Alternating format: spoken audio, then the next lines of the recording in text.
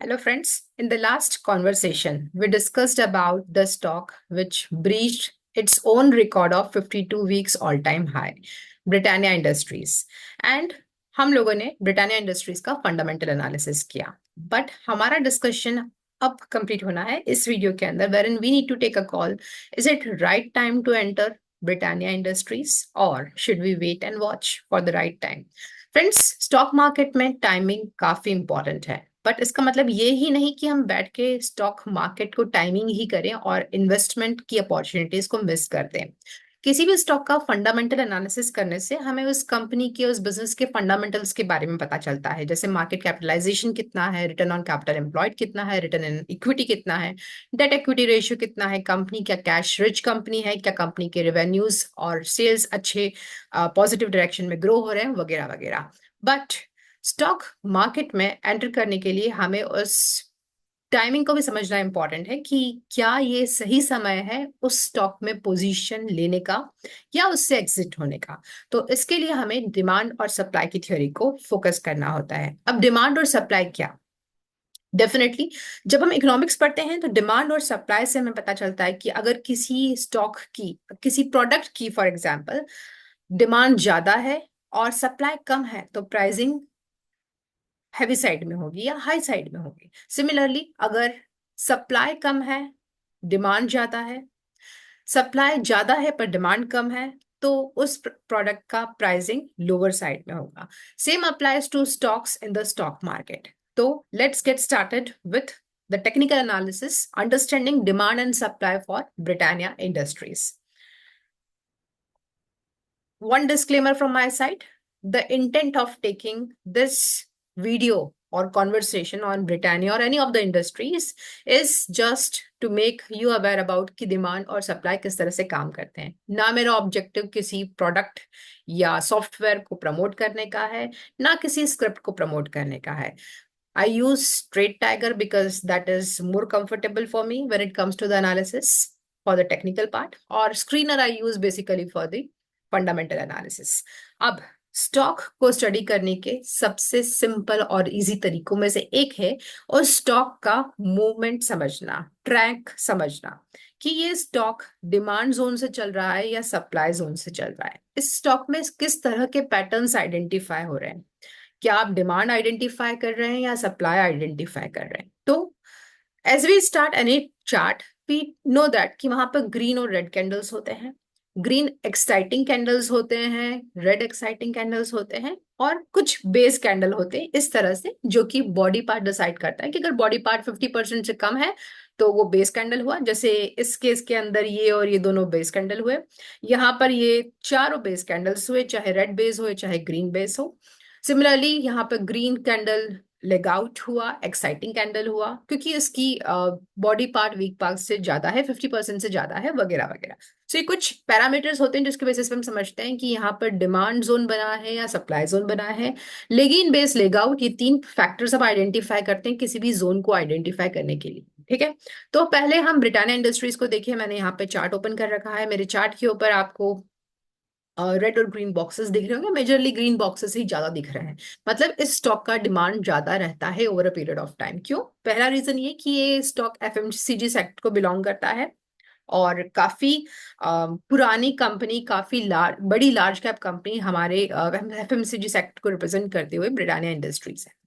अगर हम FMCG sector की बात करें तो काफी फास्ट मूविंग कंज्यूमर गुड्स को रिप्रेजेंट करता है एफएमसीजी सेक्टर, और यहाँ पर डिमांड बनी ही रहती है। कंजम्पशन कभी खत्म होता ही नहीं तो डिमांड कभी खत्म होती ही नहीं। आप ब्रिटानिया इंडस्ट्रीज के बारे में बात करें तो हम देखेंगे ओवर से 2015 या 16 से हम देखते हैं, 18 से हम देखते हैं कि इस स्टॉक के अंदर कुछ यहाँ के टाइम पीरियड में कंसोलिडेशन आया, मतलब 2022 तक में, और उसके बाद में ये stock half yearly time frame पर नए हाइज अपने over a period of time show कर रहा है, रिफ्लेक्ट कर रहा है। अभी हमने उसकी पिक्चर देखी हाफ ईयरली टाइम फ्रेम पे, आप चाहे तो आप ईयरली टाइम फ्रेम पे भी देख सकते हैं। तो आपको सिंपली अपने कीबोर्ड पे वाई प्रेस करना होगा तो ये ईयरली टाइम फ्रेम का चार्ट ओपन हो जाएगा। ईयरली टाइम फ्रेम पे देखें तो हाँ, से 2021 के अंदर इस तरह से इसमें एक बेस कैंडल बनी, मतलब बायर सेलर्स की अच्छी खासी फाइट हुई। वो 2022 में भी फाइट कंटिन्यू रही ईयरली बेसिस पे, 30 दिसंबर 2022 के दिन। और और हम नेक्स्ट ईयर में देखें 2023 के अंदर, तो अल्टीमेटली देखा कि बायर्स लगभग जीत गए, इनकी पोजीशन काफी स्ट्रांग हो गई, क्योंकि अल्टीमेटली ग्रीन कैंडल बन गई, right. So that's the thing. अब आगे बात किए अगर हम इनके हाफ ईयरली टाइम फ्रेम पर, तो हाफ ईयरली पे भी हम देख रहे हैं कि स्टॉक में 1 अक्टूबर 2024 के दिन पे ये कैंडल दिख रही है हमें, ठीक है। मतलब 6 महीने की कैंडल है कि बायर सेलर्स की फाइट में बायर्स जीते, डिमांड बढ़ी, राइट। सेलर्स और बायर्स की फाइट लास्ट 28 जून 2024 का कैंडल है, जो कि एक बेस कैंडल में कन्वर्ट हुई, मतलब जहां तबियत से फाइट चल रही थी बायर सेलर की। और इस तरह से हम क्वार्टरली टाइम फ्रेम पे भी देखें, तो क्वार्टर बाय क्वार्टर बेसिस पे, मतलब ये हमारा से 28 जून 2024 का क्वार्टर, उसके बाद में ये 30 सितंबर 2024 का क्वार्टर क्लोज हुआ, जो कि कल ही हुआ। और अब आज के दिन हम यहाँ खड़े हुए हैं, तो क्वार्टर ऑन क्वार्टर बेसिस पे भी हम देख सकते हैं कि किस तरह से बायर सेल की फाइट चल रही थी, कहाँ रेड और ग्रीन कैंडल्स बन रहे थे।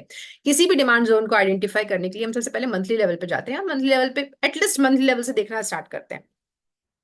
मैंने माइनस प्रेस करके इस स्क्रीन का साइज थोड़ा ज्यादा बड़ा कर दिया, ताकि हम देख सकें कि बेस कहाँ बन रहा है, लेग इन कहाँ बन रहा है और लेग आउट कहाँ बन रहा है। तो किसी भी कैंडल की मार्किंग करने के लिए, जोन की मार्किंग करने के लिए, हमको करंट मार्केट प्राइस पे एक वर्टिकल लाइन ड्रॉ करनी है कंट्रोल एच से।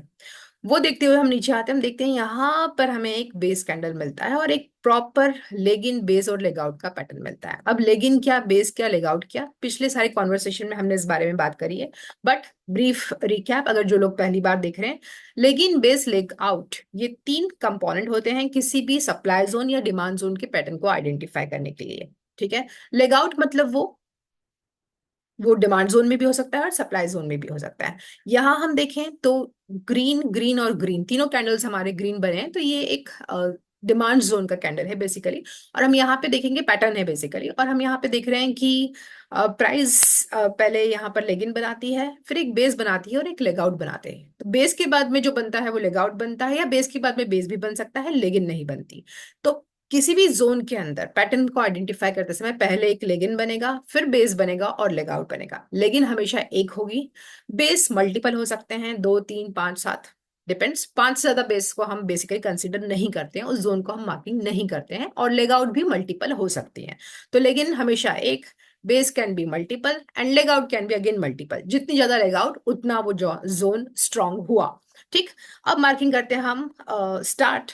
तो हमने यहाँ पर देखा कि मैंने कंट्रोल ऑल्ट और बी प्रेस करके एक बॉक्स लेके आई हूं मैं यहाँ पर, और मैंने यहाँ बॉक्स से मार्किंग करी है। तो कैंडल मार्किंग करना स्टार्ट करी हमने, और हमने मंथली किए डिमांड जोन आइडेंटिफाई किया कि मंथ पर क्या पोजीशन बनती है। आप चाहें तो आप हॉरिजॉन्टल लाइन भी आइडेंटिफाई करके वो मार्किंग कर सकते हैं। तो मैं यहाँ पर एक बार हॉरिजॉन्टल लाइन लेकर भी मार्किंग बता देती हूँ। कंट्रोल एच लिया मैंने, और कंट्रोल एच करने के बाद में हाईएस्ट बॉडी पर मैंने प्रॉक्सिमल लाइन ड्रॉ करी, किसकी, कैंडल की हाईएस्ट बॉडी पर। और कैंडल की ही लोवेस्ट वीक पर मैंने डेस्टल लाइन ड्रॉ करी, ठीक है। अब इसकी मैं नामांकन कर देती हूँ। PL is for proximal line and this is like DL for the distal line. अगर आप चाहें तो इसको कलर भी कर सकते हैं, जस्ट फॉर योर अंडरस्टैंडिंग कि आप डिफ्रेंशिएट कर सकें, ठीक। तो मैंने यहाँ पर प्रॉक्सिमल लाइन और डेस्टल लाइन मार्क कर दी है मंथली लेवल पर। अब मंथली टाइम फ्रेम पे जब मैं स्टॉक को देखती हूँ, तो can you see is there any supply zone. थोड़ा मैं स्क्वीज करती हूँ चार्ट को, तो हमें समझ में आएगा कि कोई रेड कैंडल है इस स्टॉक के अंदर अबव साइड में। तो वी कैन सी दैट ये स्टॉक आज अपने ऑल टाइम हाई पे है और न्यू हाइट्स पे है, 6401 ऑल टाइम हाई, राइट। तो आज जब ये स्टॉक ऑल टाइम हाई पे है, तो is it right time to enter? Wait a while, इसके लिए हमें उसकी कंप्लीट एनालिसिस समझना जरूरी है। तो हम देख रहे हैं कि इस स्टॉक के अंदर मंथली लेवल हमने मार्क कर दिया है कि 5800 से 5500 के बीच में एक सपोर्ट लेवल है, जहां पर प्राइस आए और अगर मैं बाय करूं तो अच्छी बात है, ठीक है। मैं सप्लाई जोन देखती हूँ, तो इस स्टॉक के लिए कोई सप्लाई नहीं है, मतलब कोई सेलर्स दिख ही नहीं रहे हैं मुझे, दूर दूर तक कोई सेलिंग इस स्टॉक में दिख ही नहीं रही है आज की सिनेरियो को देखते हुए। अब मैं वीकली लेवल पे इस स्टॉक को समझने की कोशिश करूं तो वीकली लेवल पे मैं देखती हूँ कि पिछले 4 वीक के 4 कैंडल्स मेरे पास में है, मतलब आज तो करंट वीक नया स्टार्ट हो गया हमारा, और 4 वीक्स के कैंडल्स हमारे पास में है, और ये बता रहे हैं कि हर वीक प्राइस ने अपना नया हाई फॉर्म करते हुए प्राइस आगे बढ़ रही है। लास्ट वीक के अंदर एक फाइटिंग हुई थी और उसका रिजल्ट ये हुआ कि बायर्स हमेशा की तरह इस स्टॉक में जीत गए। अब आगे समझे तो वीकली पर ट्रेंड क्या है। वीकली पर ट्रेंड देखने के लिए हमारे पास में EMA 20, EMA 50 और सिंपल मूविंग एवरेज है। अब जो हमारी ग्रीन लाइन है वो सिंपल मूविंग एवरेज है 50, राइट। तो 50 वीक्स के हमारे पास में क्या रिजल्ट है, सिंपल मूविंग एवरेज बता रहा है कि हाँ। अब हमने देखा है कि इसका सिंपल मूविंग एवरेज में ट्रेंड अप ट्रेंड है या डाउन ट्रेंड है, हम कैसे आइडेंटिफाई करेंगे। तो उसके लिए बहुत इजी है, आपको वीकली पर जाना है, मतलब आप डब्ल्यू प्रेस करेंगे तो भी वीकली पे आ जाएंगे, और यहाँ पे अगर डब्ल्यू लाएंगे तो भी वीकली पर आ जाएंगे, ठीक है। वीकली टाइम फ्रेम पे आपको उसका ट्रेंड चेक करना है, तो मंथली पर आपने लोकेशन चेक करा और आपने लोकेशन मार्क करके छोड़ दिया। अब सप्लाई जोन हमें नहीं मिला तो हमने सोचा कि ठीक है, completely okay, let's check the trend on the weekly time frame. तो आपने मंथली पे एक सपोर्ट समझा, वीकली पर आप उसका ट्रेंड करने के चेक करने के लिए नीचे आ गए। डब्ल्यू प्रेस करके आपने वीकली टाइम फ्रेम देखा और आप देखेंगे कि करंट वीक की कैंडल को छोड़ के अगर हम 7 काउंटिंग करते हैं तो 1 2 3 4 5 6 7, राइट। सो 7 वीक हम जब पीछे जाते हैं तो हमें कंट्रोल वी करके वर्टिकल लाइन आ जाएगी, और हमने कंट्रोल वी करके वर्टिकल लाइन ड्रॉ की। साथ में हमने हमारे जो सिंपल मूविंग एवरेज 50 था उस पर भी हमने vertical line horizontal line draw की, और हमने देखा कि यहाँ पर इस वर्टिकल लाइन को, ये horizontal line straight forwardly 45 degree के एंगल में कट कर रही है, राइट। मतलब एक अप ट्रेंड दिखा रही है कि अगर मैं एक्स एक्सिस और वाई एक्सिस प्लॉट करती हूँ तो मुझे यहाँ पे एक अप ट्रेंड दिख रहा है। Good, perfect. तो ये मेरी अंडरस्टैंडिंग हो गई, वीकली पर मेरा ट्रेंड अप है। मैं मार्किंग को यहाँ डिलीट कर देती हूँ ताकि हमें समझ में आए कि ज्यादा लाइंस नहीं हो जाए। तो लोकेशन चेक करा मंथली पर, वीकली पर मैंने ट्रेंड चेक करा, और अब मैं जाती हूँ एग्जीक्यूशन टाइम फ्रेम पर। एग्जीक्यूशन किस पे होगा, do you have any idea? If you know where you are going to execute, do comment in the chat box. अब एग्जीक्यूशन होगा डेली टाइम फ्रेम पे। मैंने डी प्रेस किया और डेली टाइम फ्रेम पे मैं आइडेंटिफाई करूंगी किस पॉइंट पे मुझे एंट्री लेना चाहिए, किस पॉइंट पे मुझे स्टॉप लॉस लेना चाहिए, और किस टाइम पे मुझे टारगेट मार्क करना चाहिए, राइट। तो हम देखेंगे कि प्राइस आज अपने ऑल टाइम हाई पर है, 6400 के लेवल पे। बहुत बड़े लेवल पे है प्राइस, और उसके सामने हमें कोई सप्लाई जोन नहीं मिल रहा है। तो क्या मैं आज ही एंटर कर जाऊं मार्केट में? No, wait for a while again. अब एंट्री करने के लिए मुझे एक क्वालिटी का डिमांड जोन देखना होगा कि कहाँ पर मुझे एंट्री लेनी चाहिए। तो उसके लिए मैंने अगेन कंट्रोल H प्रेस किया और मुझे आइडेंटिफाई करना है कि मेरा क्वालिटी का जोन किधर है। इसके लिए मुझे प्रॉपर पैटर्न चाहिए, लेग इन, बेस और लेग आउट, ठीक। पहला मुझे लगता है कि यहाँ पर एंट्री ली जा सकती है, किस लेवल पर, 6269 पर ये लेवल बहुत ज्यादा रिस्की है। हो सकता है इससे प्राइस नीचे भी आ जाए, who knows that, right. So we have to take a conservative entry, not an aggressive entry, right? So when I used to study with my sir, so he used to say that कि आपको एक falling knife को catch नहीं करना है। Same thing applies here कि price अपने all time high से आ रही है और कितना डाउन जाएगी हमें नहीं पता है, तो हम एंट्री यहाँ क्यों प्लान कर लें? If you are a conservative investor and you follow proper risk management process, you need not to take entry at this point of time. Then what? Okay, the next step is to find out what could be the another way wherein I can plan my entry, because यहाँ पर entry काफी aggressive है। Company की price का, stock का price all time high से, और वो कितना फॉल होगा हमें नहीं पता। तो हमें क्वालिटी का डिमांड जोन आइडेंटिफाई करना है। हम यहाँ देखें कोई leg in base leg out का पैटर्न दिख रहा है? नहीं, इतना इफेक्टिव कोई पैटर्न हमें नहीं दिख रहा है। जोन ढूंढने के लिए हम क्या करेंगे, हॉरिजॉन्टल लाइन ड्रॉ करेंगे, और उससे लेफ्ट की साइड, डाउन साइड में हम वो क्वालिटी का डिमांड जोन देखेंगे, मतलब जहां पर हमें लेग इन, बेस और लेग आउट मिले। हम नीचे आते हैं और हम यहाँ चेक करते हैं, यहाँ पर कोई हमें क्वालिटी का जोन मिल रहा है? नहीं मिल रहा।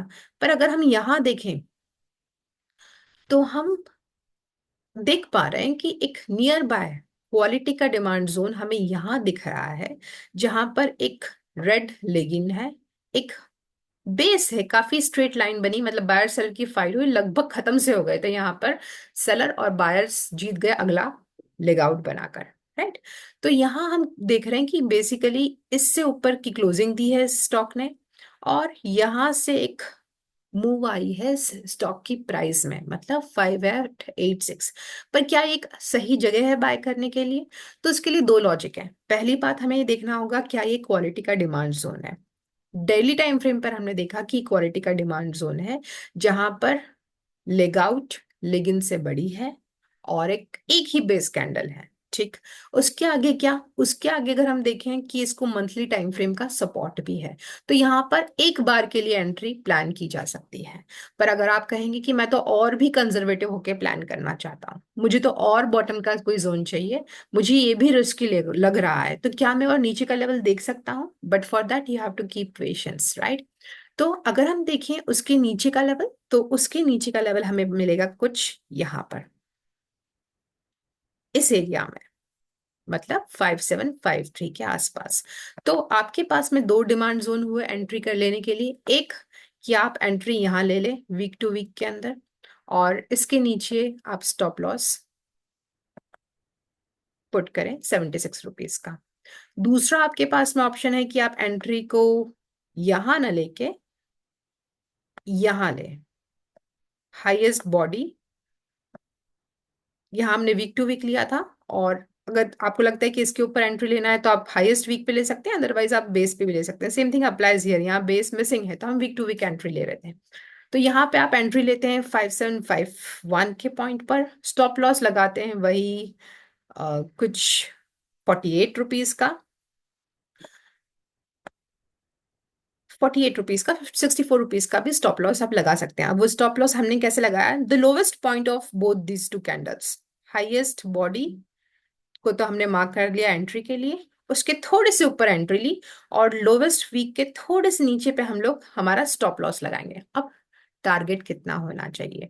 रिस्क मैनेजमेंट के कंसेप्ट को फॉलो करते हुए हम 1:2 का टारगेट लेते हैं। अगर तो 64 रुपीज का अगर स्टॉप लॉस है, तो उसका डबल, दैट इज 128 रुपीज का हमारा टारगेट हम मिनिमम टू मिनिमम रख सकते हैं। Again I am saying minimum to minimum रख सकते हैं।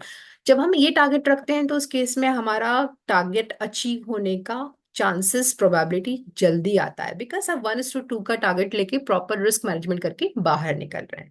जब आप एडवांस एनालिसिस करेंगे, तो हो सकता है आप यहाँ 1:5 का भी टारगेट रख सकते हैं। But for a beginner I will say just check your workings, check your rules, what you are following, and keep a 1:2 target, maintain a proper risk management, and then take a proper exit. So ये आपको target जल्दी मिल सकता है। अब आपके पास में दो question हो सकते हैं कि मैं एंट्री इस पर्टिकुलर पॉइंट पे यहां लूं, या मैं एंट्री आपने जो मार्क किया है यहां लूं। Again your risk tolerance, your risk appetite will make a lot of difference. अगर आप कंजर्वेटिव इन्वेस्टर हैं, तो आप नीचे एंट्री मार्क करेंगे। क्यों? क्योंकि इसके अंदर आपको एक क्वालिटी का जोन मिल रहा है। सेकंड, ये ओरिजिन है पूरी डिमांड का। थर्ड, इसको मंथली टाइम फ्रेम का सपोर्ट है, कंप्लीटली कोइंसाइड कर रहा है मंथली टाइम फ्रेम से। सो आई बिलीव दैट ये understanding, taking the demand and supply factor, is helpful for Britannia industries. आज ऑल टाइम हाई पे जब प्राइस है, तो आपके लिए सबसे बेस्ट तरीका होगा इस कैंडल को, इस चार्ट को वेट एंड वॉच करें कि कंपनी का स्टॉक कब एक क्वालिटी के डिमांड जोन में आएगा, और तभी आप इसको बाय करें। I help you definitely on this part. आगे के एनालिसिस में हम और एडवांस बातें करेंगे, बट आज के लिए ब्रिटानिया इंडस्ट्रीज के लिए सिर्फ इतना ही। आई बिलीव आपको ये वीडियो जरूर जरूर पसंद आया होगा। लाइक कीजिए, कमेंट कीजिए और सब्सक्राइब कीजिए, और इस वीडियो के साथ में अपनी एक की टेक अवे की लर्निंग कमेंट बॉक्स में जरूर मेंशन कीजिए। सो नेक्स्ट वीडियो में हम बात करेंगे और भी इंटरेस्टिंग से स्टॉक के बारे में, और डिटेल में टेक्निकल और फंडामेंटल एनालिसिस की ओर। Do share, like the channel. Thank you so much. Signing of.